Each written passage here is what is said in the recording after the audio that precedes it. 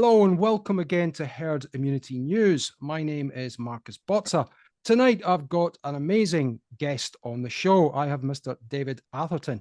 David is a broadcaster, he's an author, writer, public speaker, and can be seen regularly on Talk TV and GB News. David will be on Talk TV this week at 11 o'clock on the James Whale Show. David's expertise is in political commentary, but tonight we've really got him on here to speak about mass unlimited migration. But before we do that, can I just say, hello, Mr. Atherton. How are you, sir? Good evening, Marcus. I'm fine, and I hope life is treating you well as well. Yes, well, look, I've been very impressed with your Twitter account, and I'm stunned with the accuracy and the amazing information that you put out there, and I salute you for it, because there's no way anyone's going to see this on the legacy media, and that goes without saying these days. But I encourage any one of my followers to definitely check out your Twitter account and all your subsequent works that you're doing. But we're going to talk about mass immigration and illegal immigration to start off with, before, if we've got time, to talk about the actual legal migration. Now, today we find out this breaking news that the illegal migration bill has gone through the House of Lords. Its critics say that sending people to Rwanda is inhumane, even though other countries do this and the United Nations said that it's fine. Its critics of Rishi Sunak say that this is another smokescreen from Sunak, and he has absolutely no intentions in making sure that illegal migrants are leaving this country. Whereas Conservatives, who are deluded and still back Mr. Sunak, although they're a rare breed, they say that this will work and this will be the deterrent. What do you think, David? I think it's more window dressing. So, the lefty lawyers must be this. This is free money for the lefty lawyers. Okay, fine. So someone comes over in a dinghy, and we detain them. We put them in secure accommodation, maybe with a little bit of barbed wire around it. First thing they'll do is the lefty laws are going to be taking Rishi Sunak to court for inhumanity. The second thing is, okay, fine, you come over here illegally, you're an illegal migrant, but where do we deport them to? Because no one's got the balls to send them back to France and deal with Macron, so we're going to be stuck with them anyway. It is just no more than window dressing. And I'll tell you what, the best people to deal with this is the Danish. I can't believe. Do you know much about Danish immigration policy? Well, I know that they have more success in deporting people than we do. Well, that would be hard. Yeah, indeed. Yeah, we'll talk about brutal. The Danish. The Danish government is actually centre left, Social Democrats, and they make Marie Le Pen blush. They've reduced their asylum applications by 82% in the last year or so, and what they do is they do have an agreement with Rwanda. There's no lefty lawyers who get in the way of them, and they're packed off in Rwanda. And if you really want the cherry on the cake, they're negotiating with Ethiopia. They're trying to send their fellow asylum seekers there too. Eritrea and Ethiopia, yes. Absolute third world holes. And they've also physically expelled loads of Somalians as well. They've got tough. Yeah. They see where society is heading. Have you ever a guy called Nikolai Sennels? Rings a bell. Yeah, he's a psychologist, and used to work in the prison system in Denmark, in youth. And I've got to be very careful what I say here. Of course. And 70% of the people he had to deal with on a day-to-day basis as a psychologist were people who were basically immigrants, migrants, people like that. And he is completely scathing of their cultural values, absolutely scathing. I'm exaggerating to prove the point here, but it was the second coming of Mein Kampf. Yes, I get it. It is so bad. Yeah. I won't summarize his findings. They are that extreme of that damning of a culture where a lot of these people came from, you know. But you know what I can say is it is more than I'm pretty sure that has heavily influenced the Danish political system. You know, the guy wrote something objective, and and people can see from what he wrote that they can see where he's coming from, and they can see why that behaviour happens. But all I can do is check out a guy called Nikolai Sennels, Sennels. Unfortunately, I could never on a national TV or radio station give you the findings of what he said. But his work does exist on the internet, so do check it out. But anyway, to answer your question, to fully answer your question, I think what Rishi Sunak is doing is window dressing. He's just trying to save his backside for the next election, and to be honest, I'm a lifetime Conservative voter in general elections. The only way I can see a way out of this is for populist parties like UKIP and Reform and Reclaim and people like that to have a major influence and get people elected to Parliament. And frankly, it might not happen in my lifetime, but become the government, because it's at this rate of migration, all those conspiracy theories will be coming true, in my opinion, about replacement and things like that. Absolutely right. And just today, it was being talked about on Talk TV that under Labour were actually sending up to 50,000 illegal asylum seeker applicants back year on year. Yeah, and under Sunak and Boris Johnson, Theresa May, we've seen net migration go up to 606,000. Unbelievable numbers. My understanding is yes. Two things. There's no real will amongst Jeremy Hunt. The power behind the throne of the government is Jeremy Hunt. Yes. He's the person really in charge. There's no real will between him and Rishi Sunak to get this job done. For example, Suella Benjamin went to a cabinet meeting about four or 5 weeks ago with 6 ideas to cut immigration and things like that. 6 ideas was voted on by cabinet. 1 was accepted. They just, and then also as well, what Suella Braverman's up to is a civil service that is openly defying the electorate in this country. For example, to give you the most extreme example, 6 migrants got on the ferry back to France. Did fancy staying in Britain, and Britain was asked to go and pick them up and take them back. Is that because of the agreement between France and the UK? The agreement apparently is between the civil service of Britain and the civil service of France. The permanent secretary of the Home Office is a guy called Matthew Rycroft, and Suella Braverman was told we have to take them back. We have to go and fetch them back ourselves because we have a gentleman's agreement with France. And this is basically the pro-Remain civil service and France inflicting punishment beatings on Britain.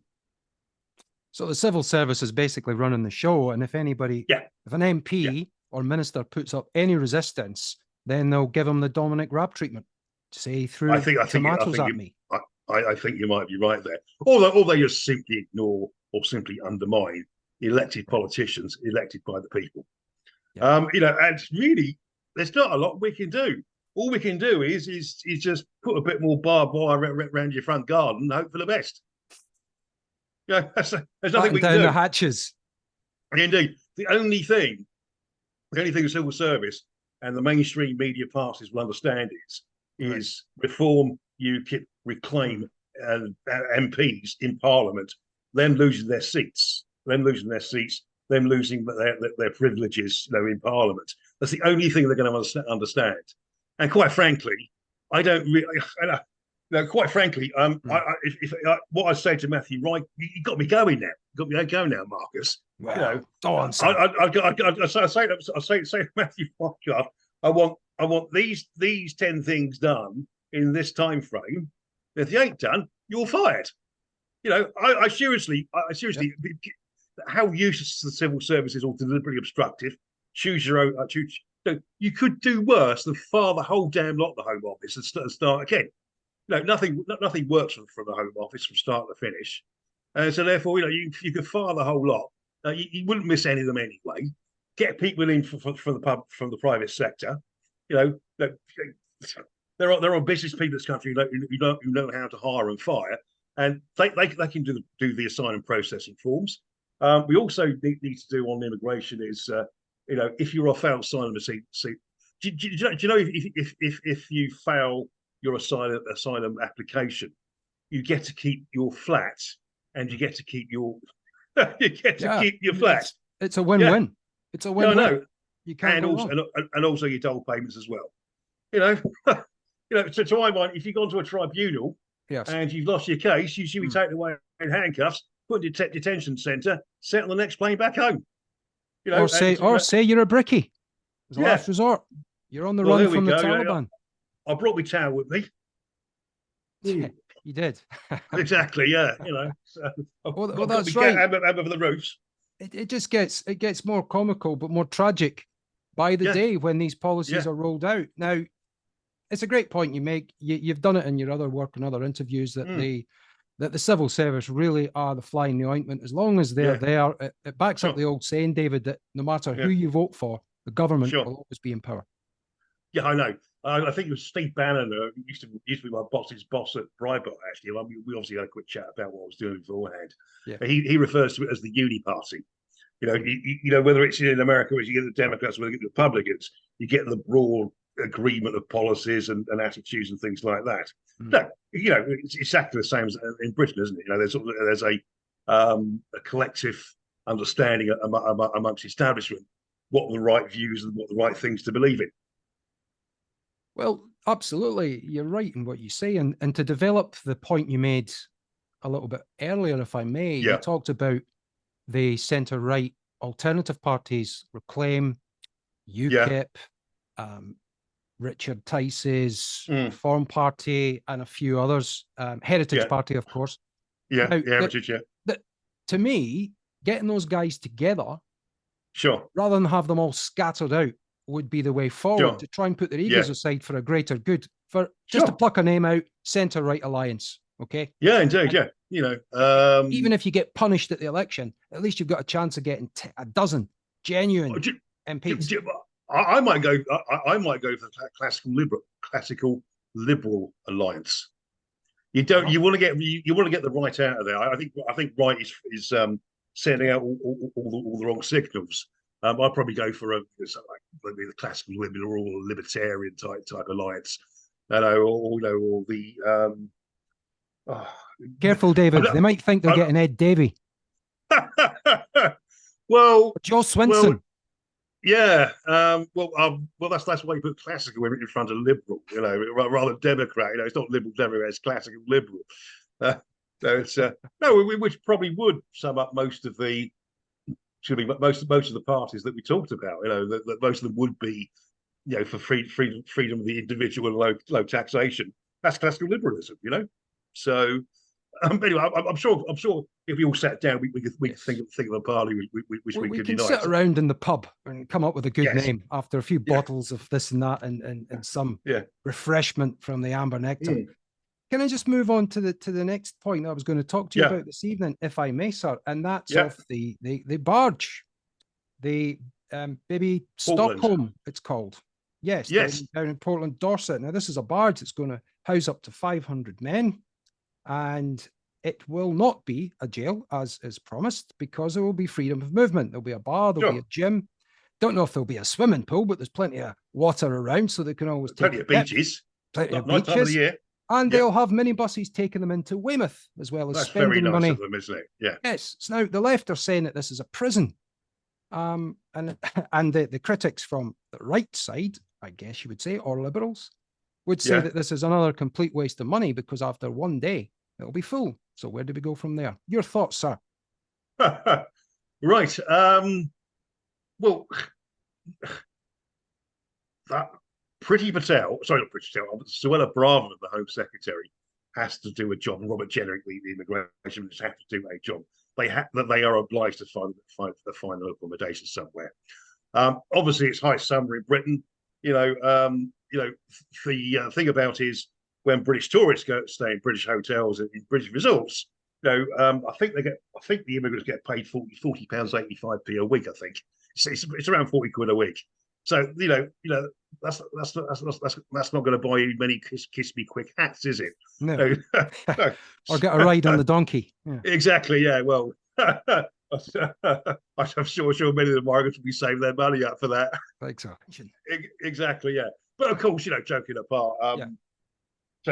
Families come there. They go down the pub for lunch, go to have fish and chips, and have an evening meal and go on all the rides at the fun fair.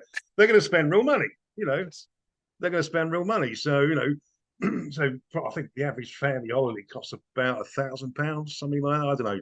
A family of four go out. So rather than say a week's holiday costs you £1,000, couple of weeks £1,000. The best you get out of the migrants is £40-80 in those 2 weeks. So they presume there must be a great reluctance at the moment for hotels to house migrants. Also, as well, I should imagine there's a certain amount of trepidation about fighting a single men in your hotel, and also you got to fire your staff as well. I would guess all these people have to be security cleared, the specific level of SC security cleared, which goes to a very high level of detail into what you've done. I was chatting to a guy the other day. You have to list his last 5 years' girlfriends' names. Really? Just to work with the asylum seekers? No, not with asylum. He's actually got himself a job in Parliament. Okay. But he's working on one of the MPs. But then again, it's the same standard. For example, a security guard has to prove to get their security clearance to work as a security guard in a place like that. They could go to the trouble of getting SC clearance for the staff there, but presumably they can't be bothered. I presume also people like Serco and Clearspring, the people who do all this, have got a sort of direct track to the Home Office to get these visas done fairly quickly. I know two people who've been SC cleared.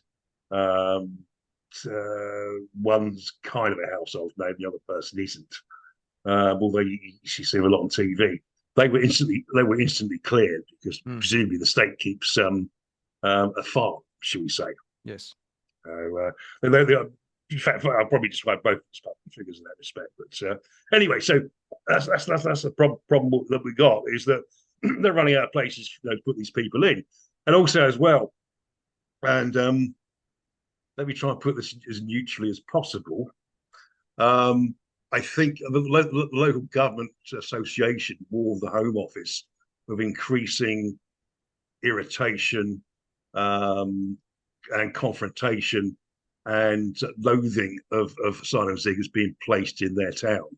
I think social media has done depending on your point of view, a good or a bad job of highlighting the behavioural excesses of some of the migrants. Often seem to be overly representative sexual assault, violence to a certain extent, and it's not only that; it's the low level petty stuff that goes on. I saw, for example, a woman was on a bus in Leeds, and this migrant was on there who spoke broken English, and he said, "I haven't had sex for 6 months. Can you help me out?" Or worse to that effect. Right. Actual kind of harassment, low level of harassment that goes on day in, day out for women and girls in the local area. It just gets, it drains on people and it just grinds their gears and irritates people. And so the increasing confrontation nature of the public, best defined by Llanelli and the Stradey Park Hotel. Yes. Suella Braverman and Robert Jennings have a really tough job in trying to find new accommodation. This is why I think they've gone for the bars, because they basically run out of hotels. And I think hotels that do, if you like, sell out to the government, it will be never forgotten or never forgiven. Are they doing this because they don't want them living in tents on the streets or down the Thames like they have in the Seine, so that it's visible and it's right in your face? Sure. I think if we set up a a field and put some tarpaulins down and a nice little marquee and some nice little beds, like they do in the army. Yeah. So a lefty lawyer will be taking them straight to court and saying these conditions are inhumane. And bingo, everyone gets £20,000 compensation for the hurt and the pain. So look, can I just crystallise this? Leaving the European Court of Human Rights. Okay, other countries do it. Other nations have walked away from it. You see that the reaction in Hungary and Poland, for example, they've got a grip of this problem because they've put their own sovereignty first. They've put the safety and security of their own people first. Why doesn't Sunak simply leave? That's an extremely good question. And the second one is, the other point is, if he wants to appease everybody, go for the win-win. Say, look, we'll still abide by the European Court of Human Rights, apart from immigration rulings. Works for it. It's not rocket science, is it? No, it's not. Well, he turned a blind eye on the missiles that were sent recently. Yeah, to the cluster bombs, which he signed, which Britain are a signatory to. The other 123 countries have said that these missiles are inhumane. And so, as you put it, we are in a crisis. This is a state of emergency. Time to have a meeting. Time to say, I'm sorry, but we're suspending our membership of the European Court of Human Rights until we get this under control. Sure. Well, all I can say, Mark, is I totally agree with you. Even if we partially withdraw. By the way, Britain has defied the European Court of Human Rights before when it came to prisoner voting. This is one of the things that we really did defy the European Court of Human Rights. There are precedents for it. And the point is, the minute we leave, we're in the sunlit uplands. We can do what the hell we like. There are obviously more than enough checks and balances in Britain's legal system in this country, going right up to the Supreme Court. So this is what I was saying. I don't think Sunak wants this problem solved. No. I just think he's just playing to the crowd. Oh, I'm doing this, I'm doing that. But he doesn't really want to. If he had the will to stop this, for example, one of the areas I'm quite liberal is, I'm sorry, this is going to upset a lot of people. I think Shamima Begum should be allowed back in. I'll come back to the reasons why in a moment. But the point is the fact she's a British-born citizen, and with something like that, as a prima facie look, you're excluding she might have a Bangladeshi passport, from yesteryear, but to have the determination to make sure she doesn't go back to the UK takes a lot of will. So when the government puts its mind to it, it can be quite nasty. It can be quite vindictive when it comes to people. Let me explain the reasons why I think Shamima Begum should be allowed back in. Sorry if I'm going to annoy a lot of people here. I'm a very unpopular opinion. Free speech. But, okay. Yeah, I know. You've answered my own question there. As a free speech fundamentalist. Okay, she got groomed online allegedly. when she looked at beheadings and and ISIS propaganda, and she couldn't wait to go out there. The only two or three things I think she's done out there was apparently she was quite callous when she walked past a bin of severed heads, and also used to walk around in a burqa or niqab, what it was, with a Kalashnikov overarm, bollocking the girls about how to dress. None of these things are criminal offences, are they? No, she may have done major criminal, possibly even murderous offences, allegedly, over in Syria, but there's no proof for it. And the only thing we can really prove from what she said, which is in that camp run by the Kurds, is that she had a callous disregard for people who have been beheaded, and she told off women who should have been dressing better. These are thought crimes. Lots of people have horrible views, but unless you commit a criminal offence, you shouldn't be punished for it. Well, you are exercising the fundamentals of liberalism by allowing everyone to have the right to a trial, to a fair and just trial, and also they're innocent until proven guilty. That will upset a lot of people. Because the narrative, as you say, is Sure. one directional that she was guilty of heinous crimes Yeah. against the British Armed Forces. But Yeah, sure. I guess you would want her sentenced, and if guilty, found guilty, maybe a life sentence. If she was found guilty, I don't know what. If she was found guilty, I think to reach that threshold, she would have had to have planned or been involved directly in terrorism to jail for life. But the other side of the coin, though, if she'd been droned in the time she was in Syria, I wouldn't have shed too many tears about it.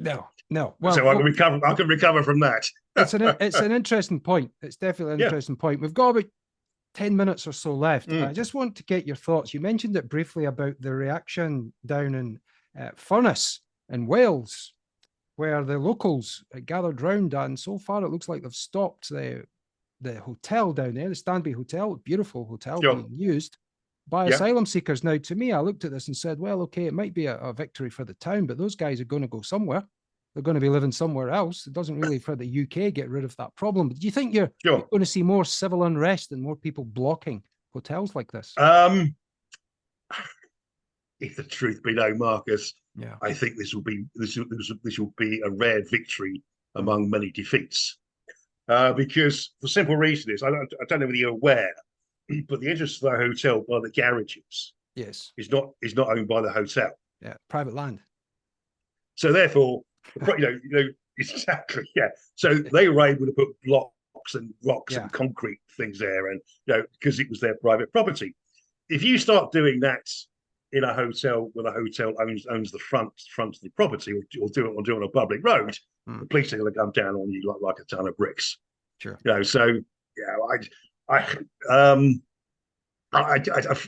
Frankly, I don't want to sound negative and and defeatist, but this will be a rare victory, in a long-term battle, which we may lose. Nobody wants to see anyone breaking the crime, and you or I would never condone any behavior like that. Absolutely not. We'll make that clear to all our lovely viewers and listeners. But people are looking to do as much as they can to try and make the politicians do something about it, because parliamentary sovereignty is betraying national sovereignty. So what's the advice that you can give to people right now to try and effect change? Keep the protests up and make sure you don't vote for the Labour Party, the Liberal Party, the Green Party, and the Conservative Party at the next election. Find out who has, even abstaining, is fine. Don't give the political establishment legitimacy. That's a good phrase.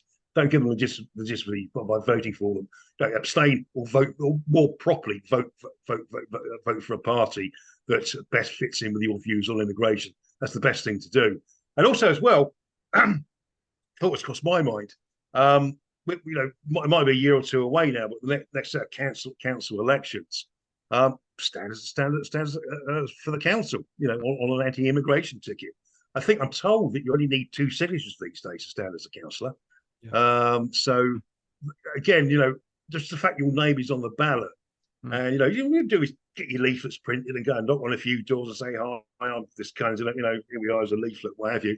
You're going to get votes. So I stood for the Conservative Party in the 2010 election in Leytonstone, which is it's a Labour shooing, Right. And I got 896 votes, So, that's good. I think they would have got about 2,000. So I was the best scoring Conservative candidate in Leytonstone. So anyway, did you do the hustings? Did you do some media hustings? No. Not council, no.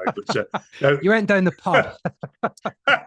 Well, I typically leave and a drink after that. So and a smoke as well. You're a famous smoker. Hopefully, you're still I've smoking. given up, but that's a fake. That is. I've given up. I gave up 3 years ago. Well, I do apologize to any of our viewers that may be offended by the vape, because it's killing the planet. I don't know if you know that, David.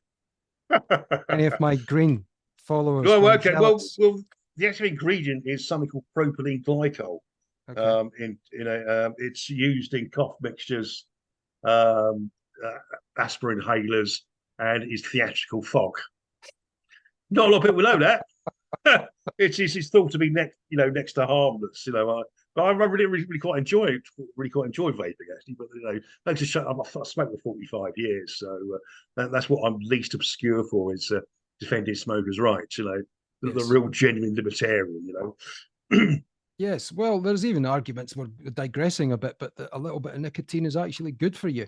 Don't want to go down that rabbit hole, but there are suggestions that it increases your testosterone levels because we have a global, yes, we have a global crisis at the moment in the West, especially.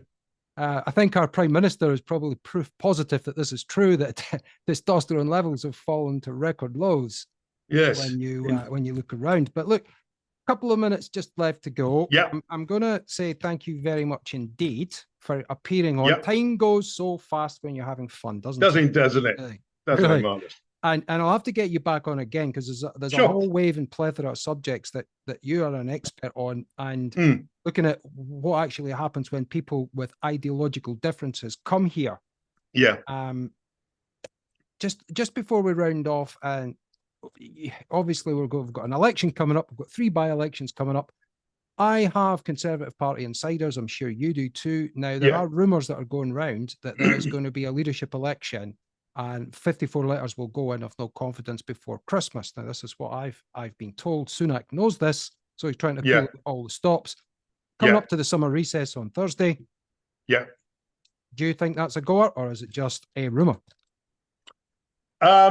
I think Sunak has become so unpopular. He's so full of SH1T. He's lacking so much credibility as an individual.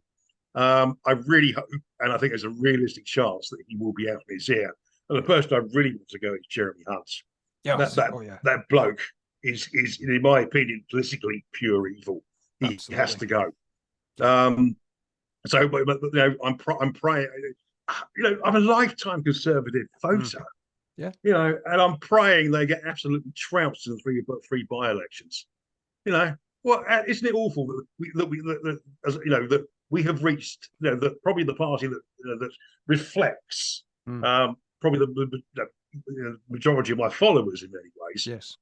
We loathe and we hate and we want them to do badly. And how awful can they be? So I really hope it. Sunak has to go. Yes. I don't want Penny Mordaunt. No one. How about this? No one that's linked to the World Economic Forum or globalism. How about that prospect? I mean, Andrew Bridgen stood up and he spoke out against the vaccines. He spoke out against mandatory jabs. He spoke out against lockdowns. And he was sent out on his ear. But he said the Conservative Party is unrecognisable. He's right. Sure. Indeed, yeah. So people like Tobias Ellwood, all those other little Lib Dem conservatives. I'm thinking of in the next Matt Hancock. Michael Gove. I know. Grant Shapps. Robert Jenrick. A very, very, very quick one on Grant Shapps. This sort of this left-wing obsession with Tufton Street. Yes. 55 Tufton Street. I used to go to their meetings, and Grant Shapps was there banging on about the government should be doing this and government should be doing that in front of a crowd of free market, classical liberals. He was met with stony silence, and my politeness stopped me from saying what a lot of shit.